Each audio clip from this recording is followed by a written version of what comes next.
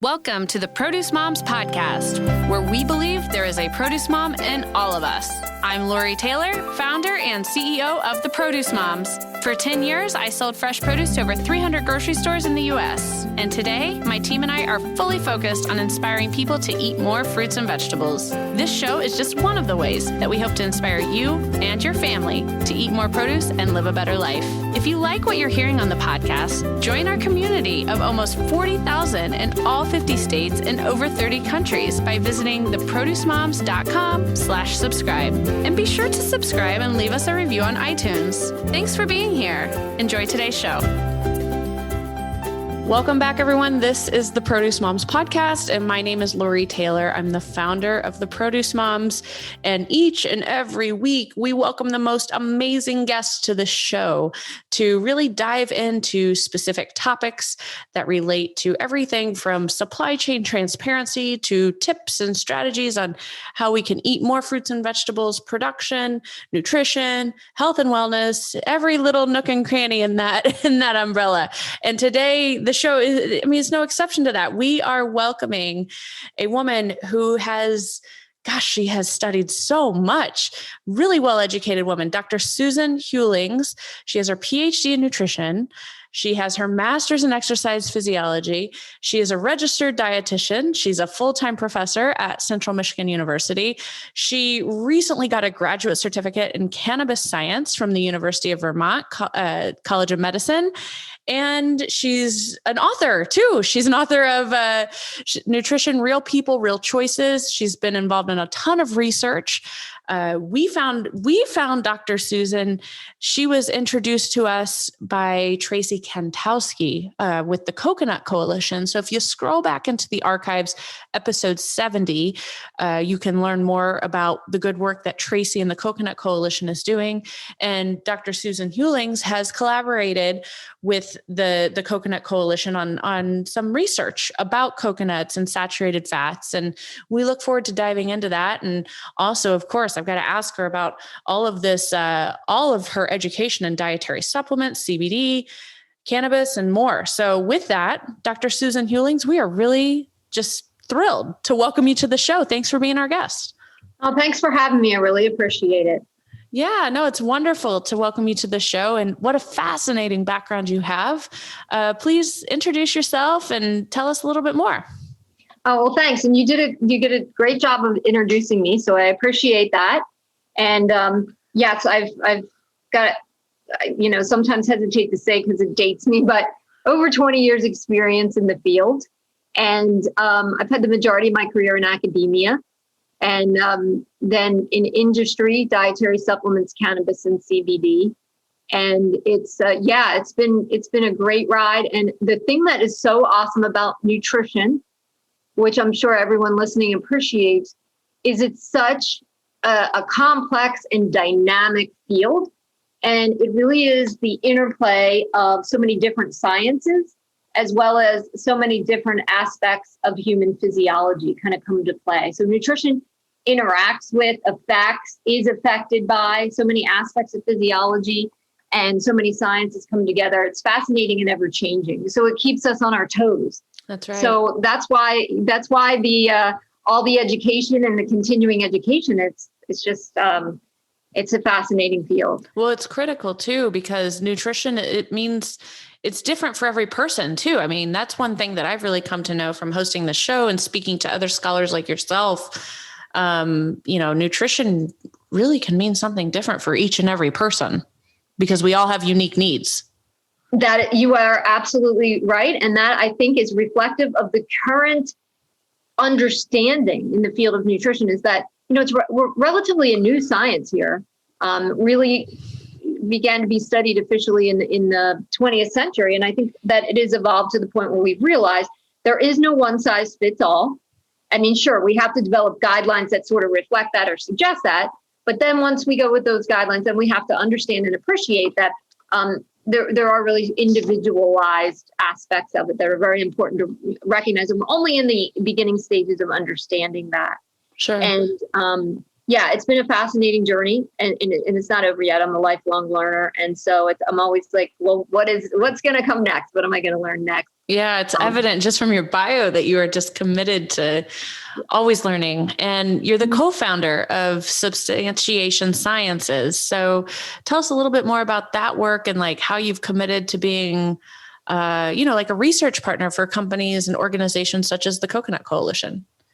Yeah, so Substantiation Sciences is a business I started with a colleague of mine and a fellow student from Florida State University, Dr. Douglas Kalman. He and I met in graduate school. We actually worked at the gym at FSU together, and then reconnected years later with similar backgrounds and similar goals. And those goals were that, one of the biggest contributions we could make for our field was to help communicate and connect the science and the marketing, and also, of course, the consumer understanding of the science, which all those three things interact. So what we do is we help companies to support their marketing claims with science. That can mean a lot of different things. So our full-time job, we work for Nutrasource GRAS Associates, and they're a contract research organization. And they do research for the dietary supplements, CBD, and cannabis space. And we communicate with the clients and help them to either design studies or interpret studies they already have. In addition, in our substantiation sciences business, we do a lot of claim substantiation, where we review the existing literature, help support marketing claims.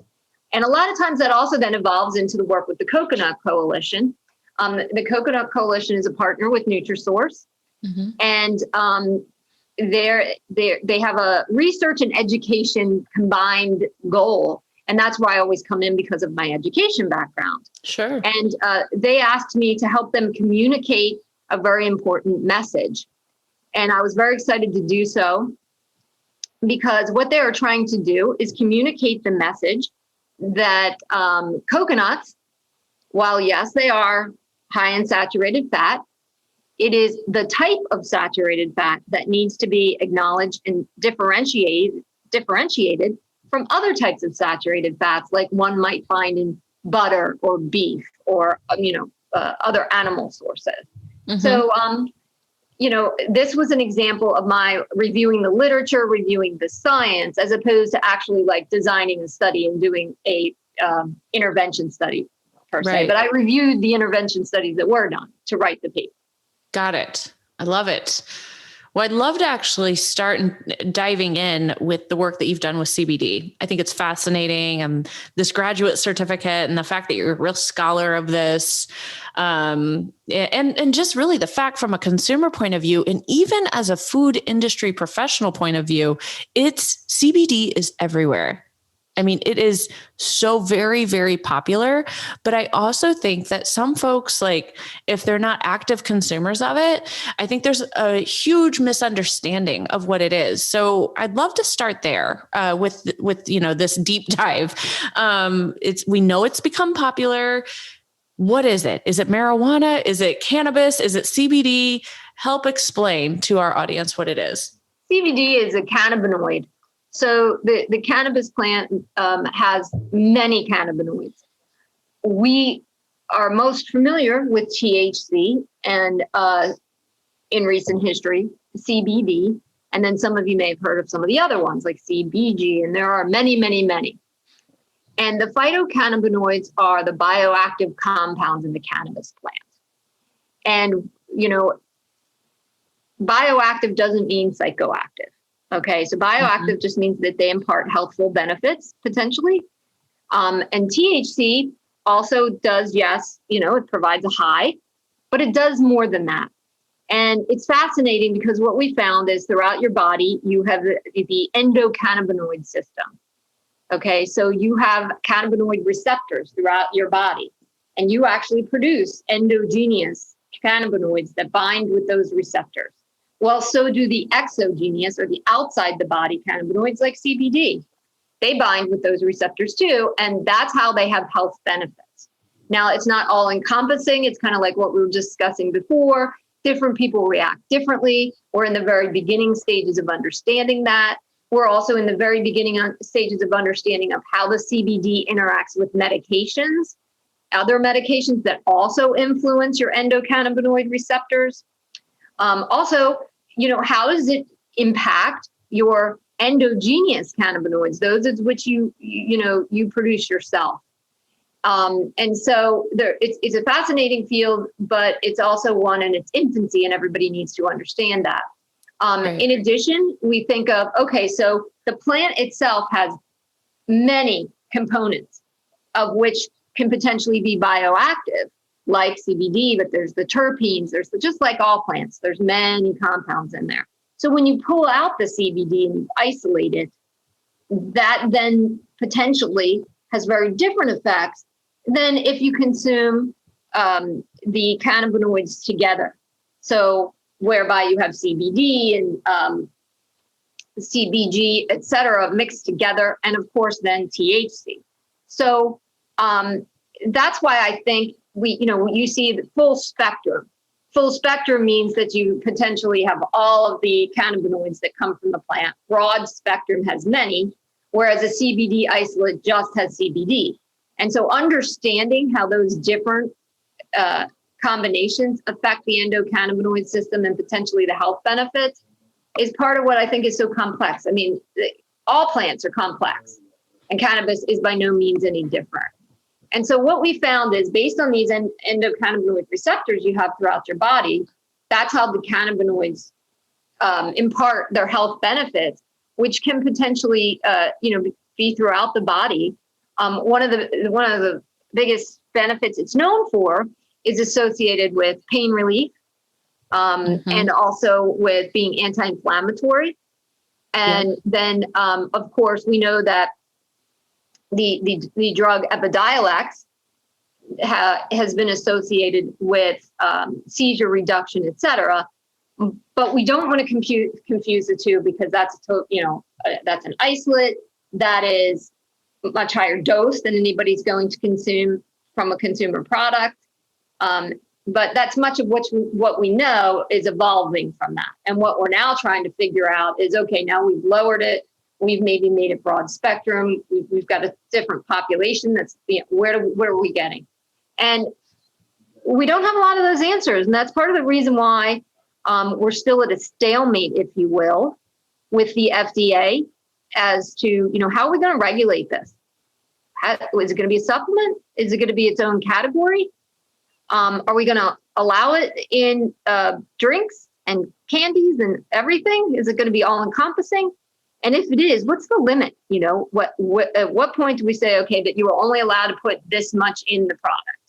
And you have to have a third party tested to determine that it's pure. And, so there's a lot of questions that still need to be resolved. And in the meantime, why there's this sort of regulatory stalemate, everybody is it's like the gold rush of the last, I would say decade or so. I mean, I think anyone who's walked through like a natural product section of a grocery store, you're seeing a rise in these products. And for sure, anyone who works in the food and beverage industry, I mean, it dominates a lot of the trends that we're seeing. So it's the gold rush is a great analogy, Dr. Hewlings. So how do you know as a consumer if it's a legit product? Well, I think in a lot of ways right now you don't. But there's a lot of companies, and in fact, Nutrasource is one of them, that is putting forth purity testing. Okay. And also like truth and labeling testing to say that, hey, this actually does have what it says on the label, et cetera. So I think that's a good place to start. Yeah. And a lot of the main companies and the main players, and I don't, necessarily want to list them here, but they're on board and they're utilizing the third party testing. Like our program is called ICAP.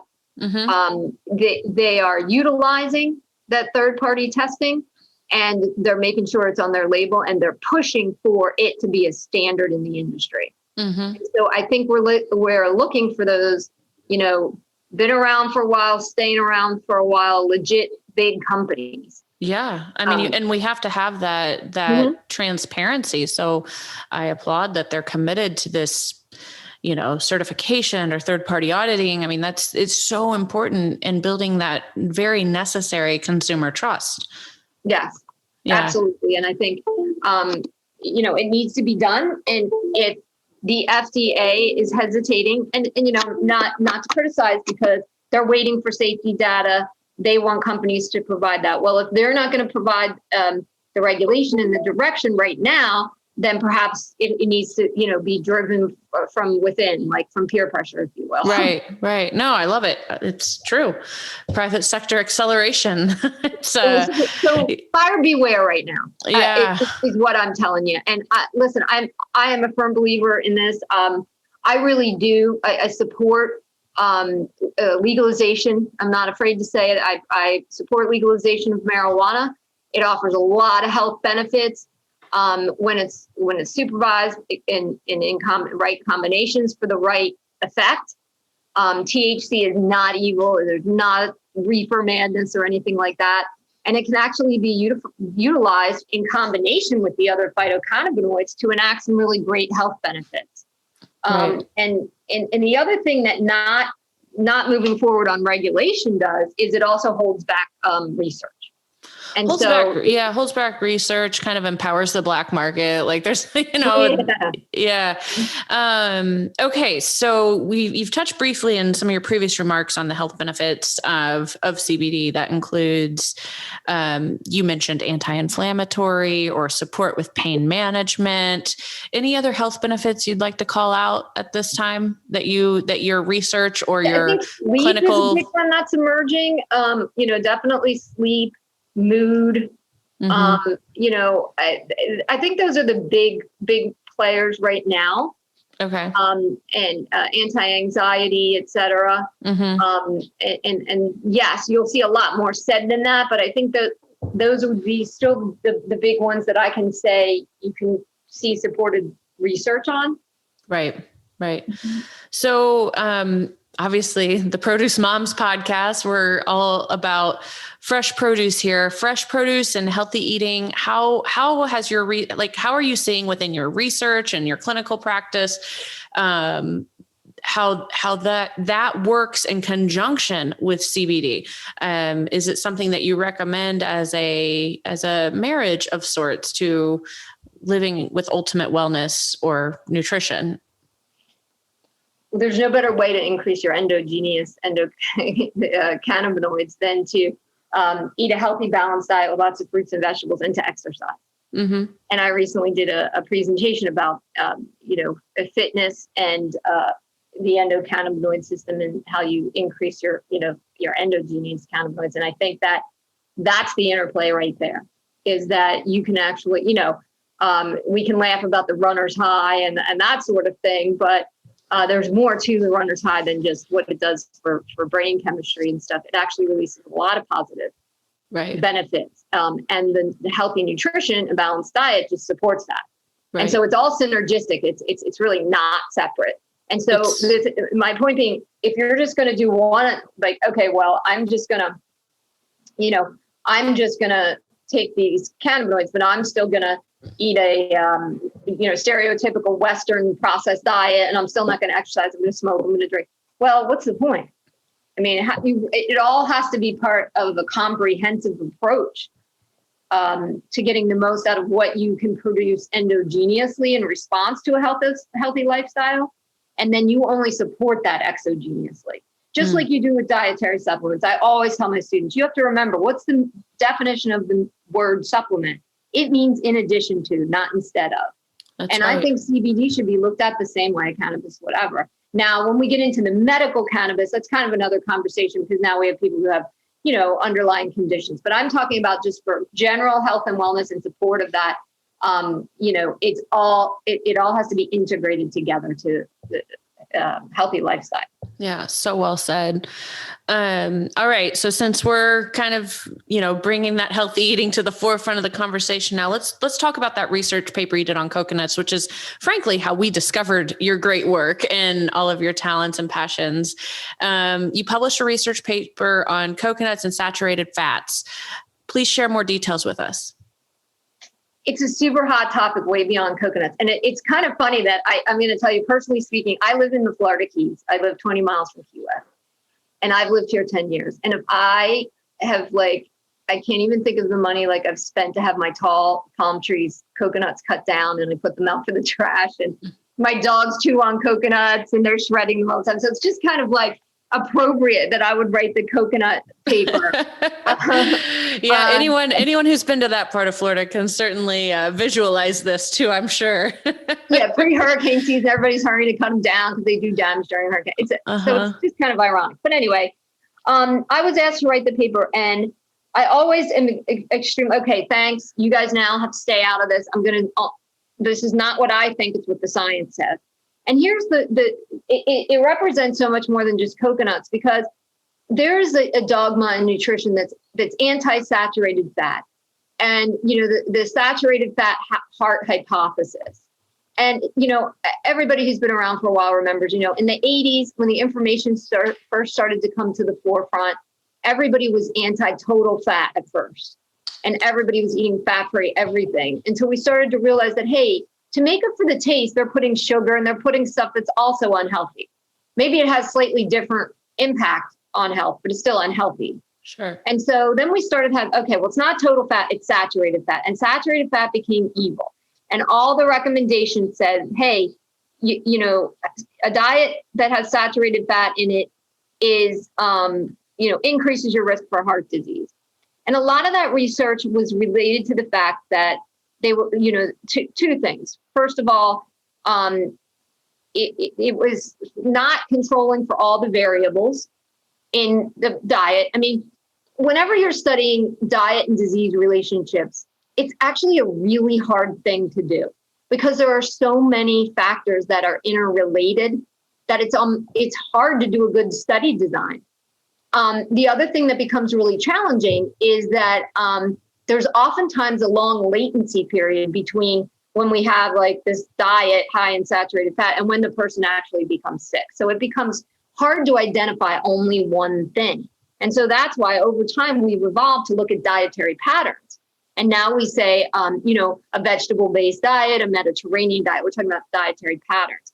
But we first started isolating saturated fat because we saw that there were studies that showed that a diet that was high in saturated fat increased blood lipid profiles. So your LDLs, or your bad cholesterol, went up, good cholesterol came down, total cholesterol went up, et cetera. So it's the diet heart hypothesis, because what it's saying is, if this diet causes your LDLs and HDLs to go up, or to go in an unfavorable direction, that increases your risk of heart disease. But you're making two leaps.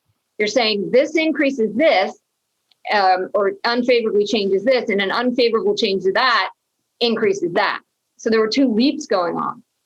And as the research evolved, and they've made a lot of progress in how they assess diet and disease relationships, it started to become apparent that it wasn't that black and white, and that it certainly mattered what type of fat, and particularly what type of saturated fat you consumed. Mm-hmm. And I think most of you, a good example of that is that they started sort of differentiating what type of polyunsaturated fat, right? We all started to realize, hey, we don't get enough omega-3s. We don't get enough omega-3s. They come from fish. It's hard to get fish. So a lot of people started recognizing the need to supplement, because what type of polyunsaturated fat you ate became important to make sure that the balance between the omega-3s and the omega-6s, right? Well, what's come to the forefront is that what type of saturated fat you eat matters too. Coconut got lumped into all saturated fats, such that, it's the same thing as eating beef or butter. And in fact, it's not, because coconut is high in lauric acid. And so fatty acids come in a chain. Beef and butter are a much longer chain than what is predominantly in coconut. Coconut's shorter chain. And so the different chains affect health differently, such that coconut doesn't have this, it's not metabolized the same, it's not digested the same, it doesn't have the same effect. But how many people just eat coconuts as their source, right? So it becomes very hard to differentiate, but it does seem we do know that it is metabolized and digested differently. It's a shorter chain, and that it can be included as part of a healthy sort of Mediterranean plant-based diet because it's a plant source, right? So it fits into our approach of plant-based healthy eating. So it raises two issues, one related to coconuts themselves, and then the other questioning the dogma of the saturated fat heart hypothesis to say that, hey, the relationship is different than what we once thought. And consumers, tend to get frustrated when it appears that the field of nutrition changes our mind. But I want everybody to understand that it's not that. It's that we present the scientific evidence to the best of our knowledge at that time. Yes. But it is continually evolving. We are developing better methods for testing this stuff, even better statistical analyses. And a lot of the diet and disease relationship comes out of large-scale epidemiological studies, like the Nurses' Health Study or Framingham. And a lot of the advances in the field of nutritional epidemiology have advanced from those research agendas that are ongoing for like 30 years. Dr. Walter Willett at Harvard is at the forefront of this. And they've done a lot of statistical analyses to improve how they even get out of people, like, what are you eating? So the food frequency and the testing measures have also changed. So I want everybody to understand why we're having this conversation and why it's changed and evolved from the 80s. And that's kind of what's reflected in this paper. Yeah, I love that. Wow. So it kind of comes back to those initial remarks about the personalization and how, at the individual level, nutrition is so different. I almost feel like with the individual foods, it's kind of the same thing, how you were describing that. I mean, it just seems so, I don't know. You described it well, how it's a saturated fat, but it is extraordinarily different to the other food items that have saturated fats. Yeah. And listen, there's nothing magic about it. There's nothing magic about coconut. Like, it's not going to, it's not going to cure disease or anything like that. There's nothing magic about it, but there is certainly no reason to avoid it as an unhealthy food. For sure. But, yes, it is definitely something that can be part of a healthy plant-based diet, and it actually does have some very beneficial aspects to it. It's an important crop worldwide in many communities. It's also been used for centuries for antibacterial purposes and anti-inflammatory, antioxidant. It's definitely one of those foods to include in a healthy diet. Just like everything else, though, don't go overboard with it. Yeah. Yeah. That is a great, strong statement. I'd love for you to, we're closing in on the end of our time today with this episode, but I would love for you to leave any top tips that you want our listeners to kind of take away from this episode and conversation as it relates to living an overall healthier lifestyle. You've shared a lot of great information from the world of CBD, this research that you've done with coconuts and saturated fats, but please, any final closing tips that you'd like to share with folks? Sure. And I think, one of the things people always want is like the answer or the magic pill. And the magic pill for me is there is no magic pill except for except for you. You are the magic pill. You create it, and you do so. Listen, you can't go wrong by what I call a back to basics diet. So you just decrease the fluff, decrease the crap that is added into your food as much as you can by eating whole natural foods. So goes to the produce theme, right? Whole natural foods as much as you can. And, that includes, that's not just, there's no one food that is vilified, but try to eat the least processed food you possibly can. And try to avoid getting into that whole, what's the trend? What are we going to vilify today? Like, are we going to vilify dairy? Because that's another one everybody vilifies that shouldn't be. I mean, what are we going to vilify? And don't vilify anything. Eat a back to basics, natural, plant-based diet, exercise. Everybody knows not to smoke and drink alcohol, excessively. It's a no-brainer. But you have to exercise. And if you are going to exercise and, you just don't like to exercise and you're limited, if you do yourself a favor as you age and strength train, you've got to put some sort of resistance training into your workout to maintain muscle mass, bone density, prevent sarcopenia, etc. So those are my words of health. And it's not as hard. Don't make it any harder than it is. Eat a whole balanced diet and exercise. And certainly coconuts can be a part of that. And so can CBD. I love that. In and of themselves, if you don't do the rest of it, they're just, they're not a magic pill. Yeah, it's circular, like you said. Well, this has just been a great episode. Dr. Susan Hewlings, thank you. Thank you so much for your work. Thank you for being our guest today. You have a great way of describing these, super academic terms and the research that you've done for moms like me. I mean, it's been very enjoyable to listen to all that you've shared on the podcast today. So thank you for being our guest. And with that, the final goodbyes. The mic goes back to you for that one. Thank you all very much. Thanks for listening. And just remember that health is a journey, and just, be easy on yourselves. You have a lot on your plate, and make it, your life's journey. And best to all of you, best in health. And thanks for having me.